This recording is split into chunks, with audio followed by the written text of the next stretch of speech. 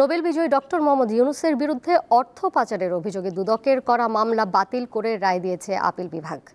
এর মাধ্যমে সত্যের জয় হয়েছে বলে জানিয়েছেন ডক্টর ইউনূসের আইনজীবী। আর দুদকের আইনজীবী বলেছেন, ডক্টর ইউনূসের বিরুদ্ধে মামলা দায়েরের সিদ্ধান্ত সঠিক ছিল না। ওয়ালটন মাইক্রোওয়েভ ওভেনের খাবার গরম রাখে দীর্ঘ সময় ধরে। Walton microwave oven.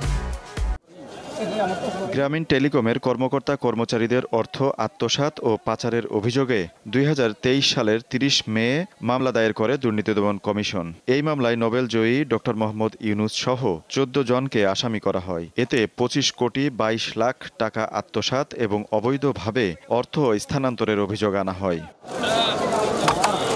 গত বছরের ৫ আগস্ট পট পরিবর্তনের পর ৮ আগস্ট অন্তর্বর্তীকালীন সরকার প্রধানের দায়িত্ব নেন ডক্টর মোহাম্মদ ইউনূস। ১১ আগস্ট হঠাৎ মামলাটি প্রত্যাহার করে নেওয়া হয়, কিন্তু তার আগেই অভিযোগ গঠনের আদেশ বাতিল চেয়ে ডক্টর ইউনূস সহ ৭ জন হাইকোর্টে আবেদন করেন, যা খারিজ করে দেওয়ার পর আপিল বিভাগে আবেদন করা হয়। ওই আবেদন নিষ্পত্তি করে প্রধান বিচারপতি সৈয়দ রেফাত আহমেদের নেতৃত্বে গঠিত বেঞ্চ বুধবার রায় দেয়। আপিল অ্যালাউ করে এই মামলাটিকে কোয়াশমেন্ট অ্যালাউ করলো এবং অ্যালাউ করে আজকে সত্যের বিজয় হলো এবং আইনের মাধ্যমে এই মামলা থেকে ডক্টর মোহাম্মদ ইউনূস সহ বাকি যারা ৭ জন আছেন সবাইকে এই মামলা থেকে খালাস দিয়েছেন। দুদকের আইনজীবী জানান, ডক্টর ইউনূসের বিরুদ্ধে মামলা দায়েরের সিদ্ধান্ত ভুল ছিল।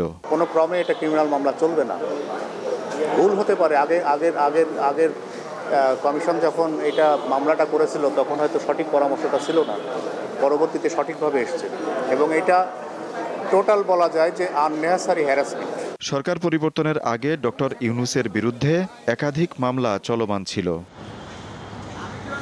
আজিজুল ইসলাম, দীপ্ত সংবাদ, ঢাকা।